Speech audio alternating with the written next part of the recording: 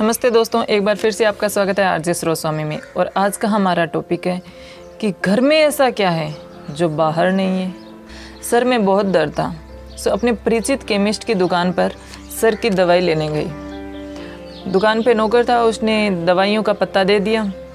तो मैंने उससे पूछा कि गोयल साहब कहाँ गए। तो उसने कहा कि गोयल साहब के सर में दर्द था, इसलिए सामने की दुकान पर कॉफ़ी पीने गए हैं, आते ही होंगे।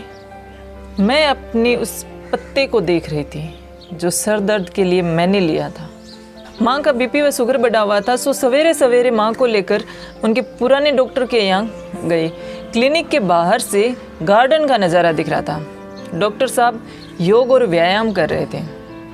करीब 45 मिनट वेट करने के बाद डॉक्टर साहब अपना नींबू पानी लेकर क्लिनिक में आए और माँ का चेकअप करने लगे।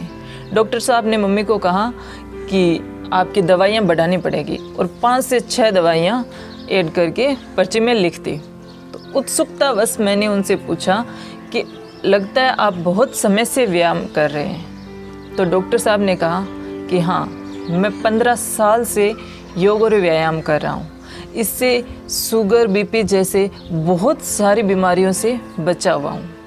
मैं अपने हाथ में लिए हुए उस पर्चे को देख रही थी जो माँ के लिए उन्होंने लंबी लिस्ट बना कर दी थी बीपी और शुगर को कम करने की। एक आदमी अपनी बीवी के साथ ब्यूटी पार्लर गया। उनकी बीवी के बाल बहुत ख़राब हो चुके थे, तो उन्हें हेयर ट्रीटमेंट करवाना था। रिसेप्शन पे बैठी लड़की ने उन्हें अपने सारे पैकेज बताए जो 1200 से लेकर 3000 तक के थे और उनके फ़ायदे भी बताए। और उनकी बीवी ने 3000 वाला पैकेज डिस्काउंट करा के 2400 तक करवा लिया। हेयर ट्रीटमेंट करते समय उनका ट्रीटमेंट करने वाली लड़की के बालों से अजीब सी खुशबू आ रही थी। उसने उससे पूछा कि आपने बालों में क्या लगा के रखा है, आपके बालों से अजीब सी खुशबू आ रही है। तो उस लड़की ने कहा कि मैंने तेल में मेथी और कपूर मिला के लगा के रखा है, इससे बाल सॉफ्ट होते हैं और जल्दी बढ़ते हैं। वो आदमी अपनी पत्नी की शक्ल देख रहा था कि 2400 रुपये में अपने बालों का ट्रीटमेंट करवाने आई है। मेरी एक रईस कजिन है जिनके डेयरी फार्म पर गई तो वहाँ देखा कि 150 गायें, उनका दूध निकाल कर मशीनों द्वारा प्रोसेस किया जा रहा था। एक अलग हिस्से में 2 देसी गायें हरा चारा खा रही थी। पूछने पर बताया उनके घर में उन गायों का दूध नहीं आता है जिन गायों का दूध वो डेयरी से सप्लाई करते हैं। उनके घर में उन 2 देसी गायों का दूध, दही, घी इस्तेमाल किया जाता है। मैं उन लोगों के बारे में सोच रही थी जो ब्रांडेड दूध मानकर उन्हें शुद्ध व अच्छा मानते हैं। एक प्रसिद्ध रेस्टोरेंट जो कि अपनी विशिष्ट थाली और शुद्ध खाने के लिए प्रसिद्ध है। हम एक दिन वहाँ पे खाना खाने गए। निकलते वक्त वहाँ के मैनेजर ने हमसे बड़ी विनम्रता से पूछा कि मैम खाना कैसा लगा। हम शुद्ध घी, तेल और मसाले यूज़ करते हैं। हम कोशिश करते हैं कि घर जैसा खाना लगे। तो हमने उस खाने की तारीफ़ की तो उन्होंने अपना विजिटिंग कार्ड देने के लिए अपने केबिन में गए। काउंटर पर एक 3 डिब्बों का स्टील का टिफ़िन रखा था।